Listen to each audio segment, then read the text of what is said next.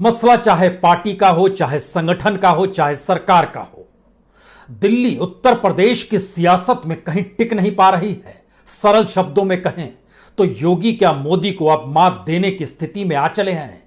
और तो और जिस चौसर पर वो अपनी चालों को चल रहे हैं, वो चौसर और चाल दिखाई देगी आपको। योगी चल रहे हैं, लेकिन पहली बार आरएसएस भी इस भरोसे में है कि 2024 को लेकर जो भी राजनीतिक गलियां उत्तर प्रदेश से निकले, उसकी हर गली पर कम से कम उत्तर प्रदेश की अपनी सियासत और संघ की अपनी सोच होनी चाहिए।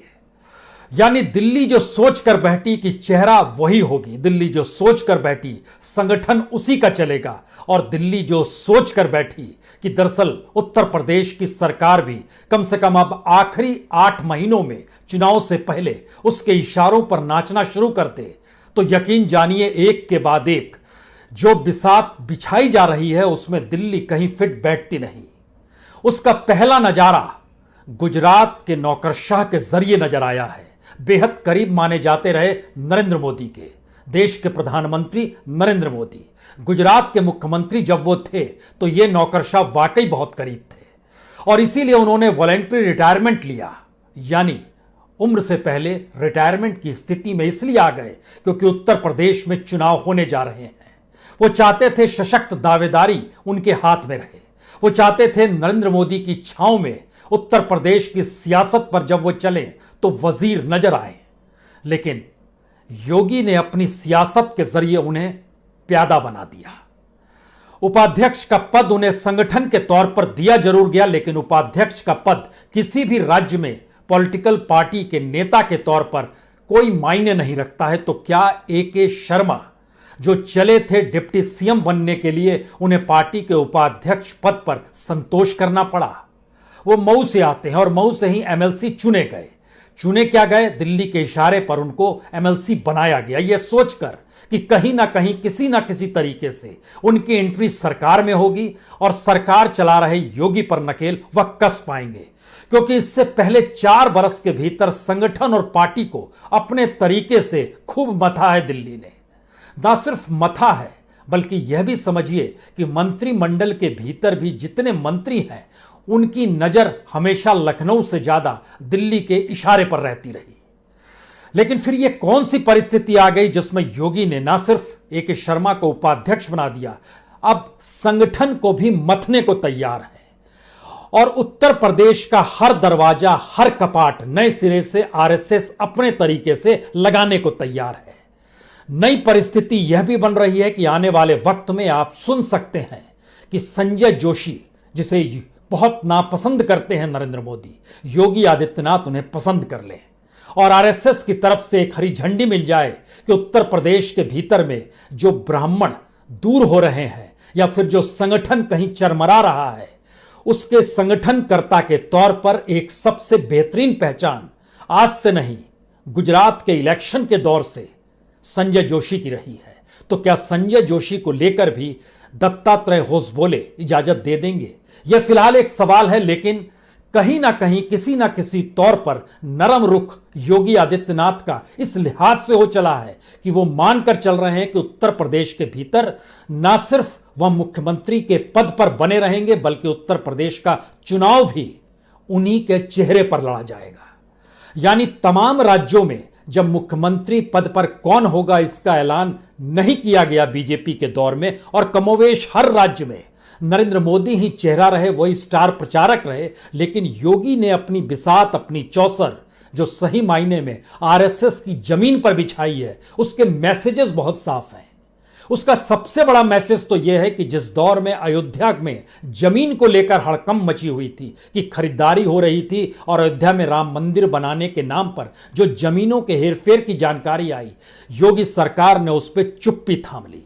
आरएसएस को भी समझ नहीं आया कि इस पे क्या बोलें क्या नहीं बोलें, और ऐसे में विश्व हिंदू परिषद या ट्रस्ट की तरफ से जो रिपोर्ट भेजी गई, उस रिपोर्ट की एक कॉपी यूपी सरकार के पास जाती है, एक कॉपी आरएसएस के पास जाती है, एक कॉपी दिल्ली पहुंचती है। ध्यान दीजिए, सब कुछ बराबर हिसाब से चल रहा है, लेकिन इन तमाम परिस्थितियों के बीच में जानकारी निकल कर आती है कि योगी आदित्यनाथ अब हिंदू युवा वाहिनी को फिर से सक्रिय करने में लग गए हैं।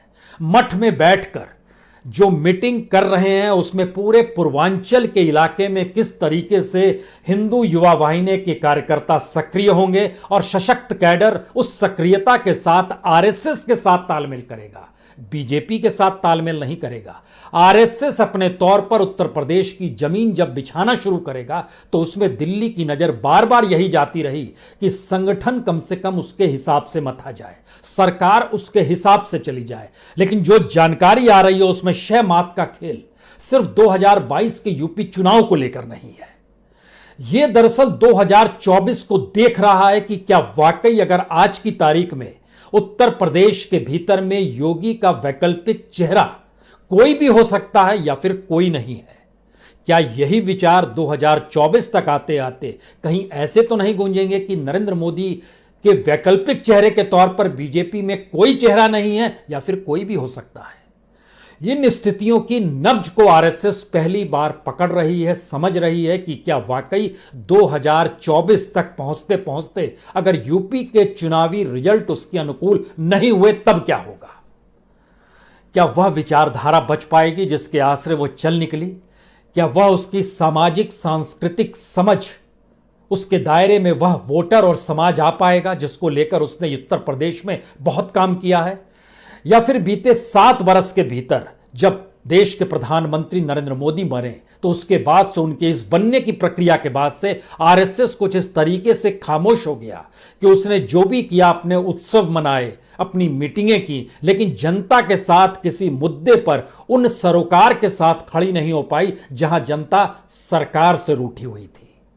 वाजपेयी के दौर में रूठना होता था तो आरएसएस जनता के साथ खड़ी हो जाती थी, लेकिन इस दौर में किसी भी मंच पर, चाहे वो किसान का मंच हो, चाहे आदिवासी का मंच हो, चाहे मध्यम वर्ग का मंच हो, चाहे बेरोजगारों का मंच हो, चाहे इंडस्ट्री में काम करने वाले मजदूरों का मंच हो, हर चीज से अगर बीजेपी के साथ साथ आरएसएस के संगठन भी जुड़े रहे तो आरएसएस के संगठन इस दौर में खामोश हो गए और बीजेपी के भीतर कोई भी हरकत दिल्ली के बिना इशारे के होती नहीं थी।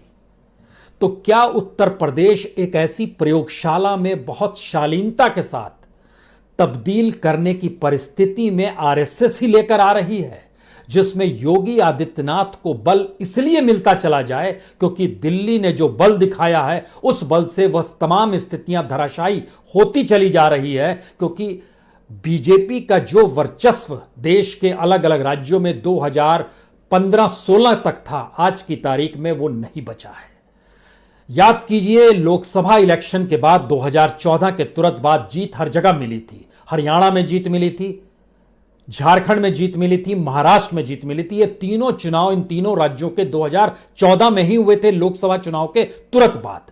लेकिन आज की तारीख में इन तीनों राज्यों में बीजेपी की सरकार सिर्फ हरियाणा में भी है, वह भी अपने बूते नहीं, झारखंड में गंवा चुके हैं, महाराष्ट्र में गंवा चुके हैं, अपने ही साथी दूर जा चुके हैं। यह एक ऐसी परिस्थिति और ऐसी प्रक्रिया है जिसमें संघ के भीतर इस बात को लेकर लगातार मनन की प्रक्रिया है कि क्या वाकई एक लंबे दौर में आरएसएस अब अपने उन अनुभवों का इस्तेमाल कर ले जहां पर वह बीजेपी को राजनीति का पाठ भी पढ़ा दे, क्योंकि राजनीति का पाठ पढ़े हुए संघ से निकले बीजेपी के वह नेता तो इस दौर में बिल्कुल खामोश हैं, चाहे वो कैबिनेट मिनिस्टर हो, स्टेट मिनिस्टर हो या फिर बीजेपी की पॉलिटिकल पार्टी में किसी भी पद पर कुछ भी काम कर रहे हो। लेकिन उत्तर प्रदेश की सियासत इसलिए बड़ी महत्वपूर्ण हो चली है, क्या वाकई यह मंत्रिमंडल विस्तार होगा या नहीं। संगठन के भीतर हेरफेर की स्थितियां आएंगी तो उसमें किसकी चलेगी, और जो भी पद दिए जाएंगे वह किसके हाथों से उसको तकदीर लिखी जाएगी। 3 स्थितियां हैं। बीएल संतोष जो कि राष्ट्रीय मंत्री हैं, महासचिव हैं अपने तौर पर संगठन के, वह जा रहे हैं दोबारा 2 दिन बाद, यानी 21 और 22 को वो फिर लखनऊ की गलियों में नजर आएंगे। वहां पर मुलाकातों का दौर फिर शुरू होगा और ये हर कोई जानता है कि बीएल संतोष अपने तौर पर जो भी मीटिंग करेंगे उस मीटिंग की रिपोर्ट खुलकर वह कहीं ना कहीं दिल्ली ही आएगी। इस बीच में प्रदेश के संगठन महामंत्री सुनील बंसल जिले जिले घूम रहे हैं, लेकिन उसके ठीक समानांतर प्रदेश अध्यक्ष स्वतंत्र देव सिंह भी घूम रहे हैं। स्वतंत्र देव सिंह जी कल दिल्ली में थे और आज जब पार्टी में फेरबदल की स्थिति आई तो उपाध्यक्ष पद ए.के. शर्मा जी को दे दिया गया, जो कि सही मायने में सिर्फ अपने आका यानी प्रधानमंत्री मोदी के नाम पर गुजरात में वॉलंटरी रिटायरमेंट लेकर उत्तर प्रदेश की सियासत को मथने निकले थे और उनके भरोसे कहीं ना कहीं शायद दिल्ली भी थी कि लखनऊ को वो अपने तरीके से चला पाएगी।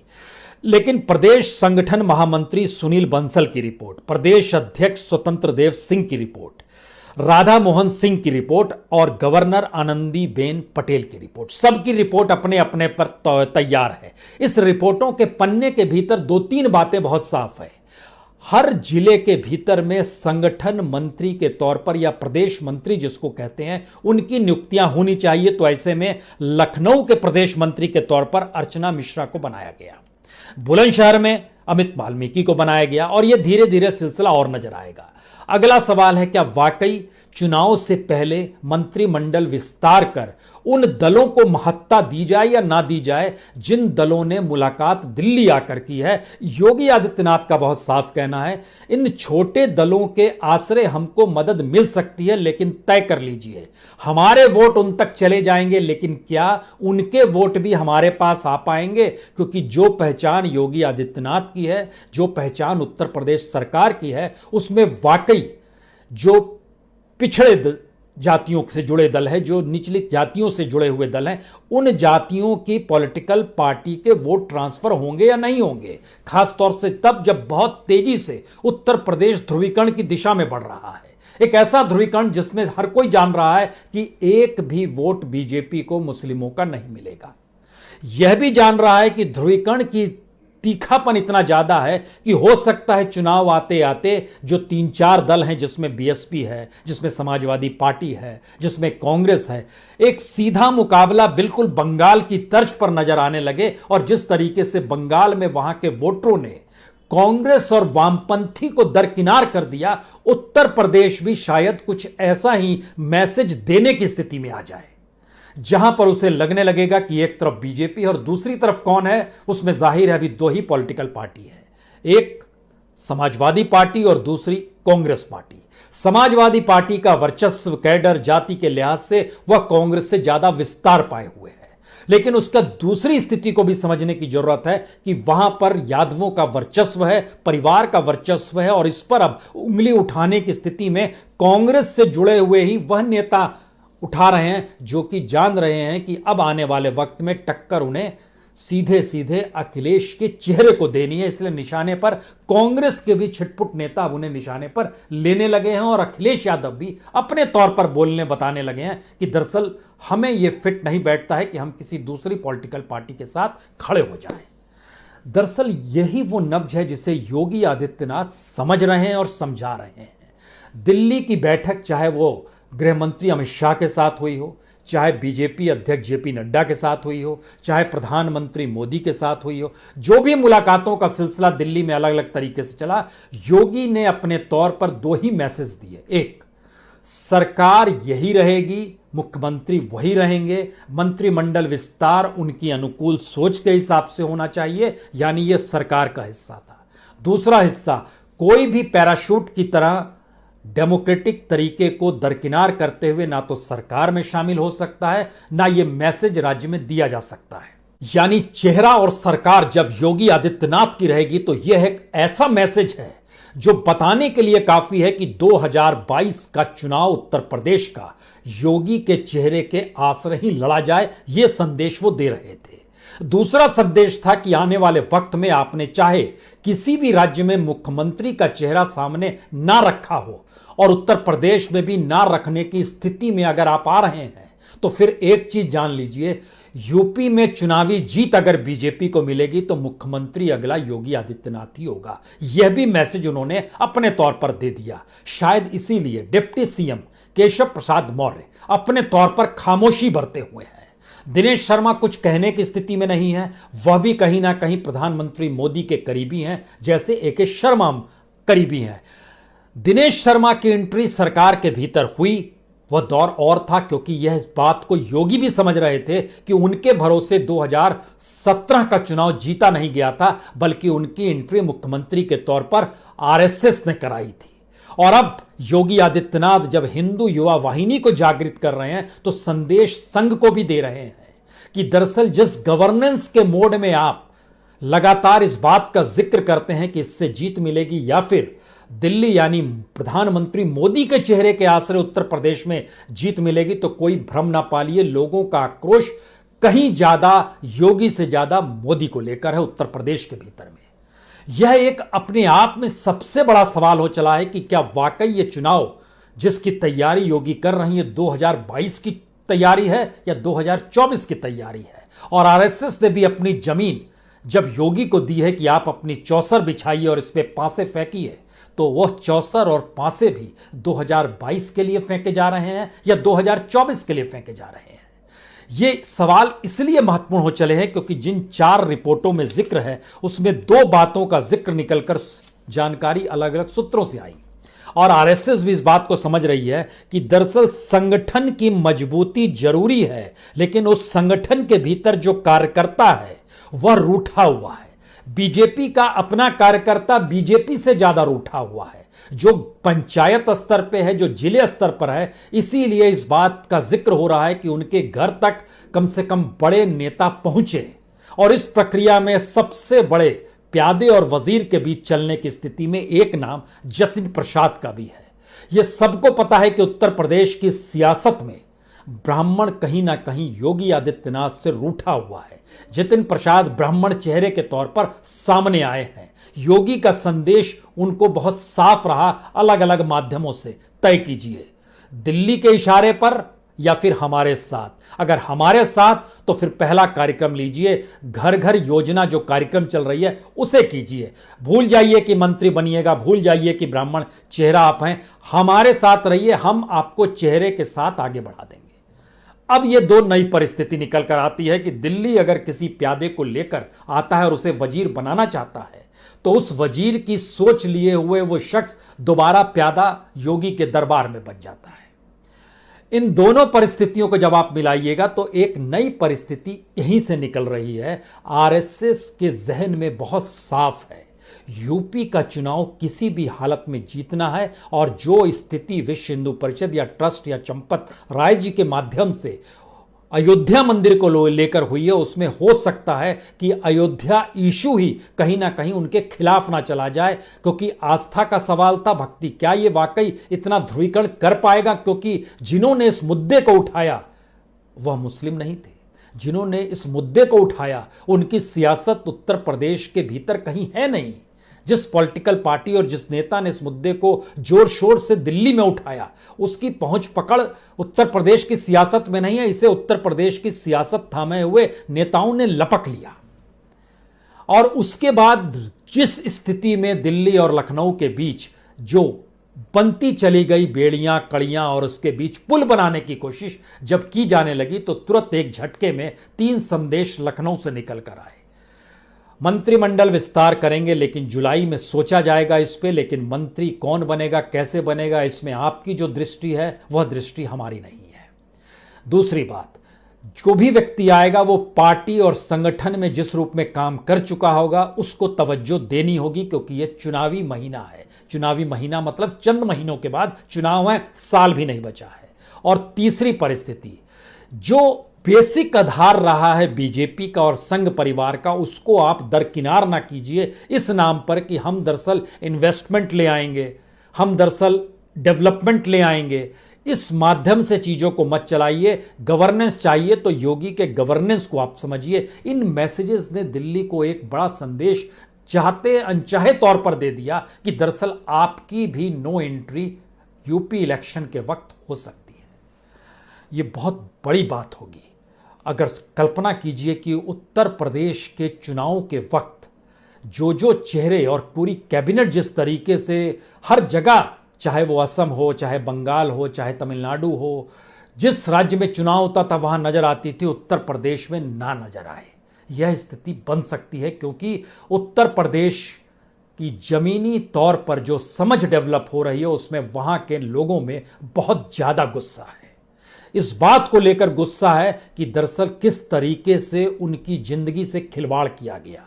कोई काम नहीं हुआ। सवाल सिर्फ इतना है कि योगी ऐसी चीजों को डेवलप कर रहे हैं जिसमें सारा गुस्सा दिल्ली की तरफ शिफ्ट हो जाए, सारे आरोप प्रत्यारोप दिल्ली की तरफ शिफ्ट हो जाए। इसीलिए आखिरी मैसेज जो लगातार वो दे रहे हैं कि राज्य में पार्टी उनका कहा नहीं मानती है, राज्य में संगठन उनका कहा नहीं मानता है, राज्य में जो मंत्रिमंडल और कैबिनेट काम कर रहा है उसमें भी लगभग 80% उनकी बात को नहीं मानते हैं। और शायद इसीलिए रिपोर्ट जब तैयार हो रही है तो एक उनकी अपनी रिपोर्ट भी है। उस रिपोर्ट के जरिए उत्तर प्रदेश के चुनाव की क्या दिशा होगी और किस स्थिति में चुनाव लड़ा जाएगा उसकी बिसात बीत जाए, और संयोग से उसमें मोदी के धुर विरोधी या मोदी उन्हें धुर विरोधी मानते हैं, उसमें एक नाम संजय जोशी का भी धीरे धीरे उभर रहा है। और आरएसएस ये मान रही है कि अगर उत्तर प्रदेश के संगठन और ब्राह्मण समुदाय को संभालना है तो संजय जोशी की एंट्री क्यों ना करा दी जाए। बहुत बहुत शुक्रिया, बहुत बहुत शुक्रिया।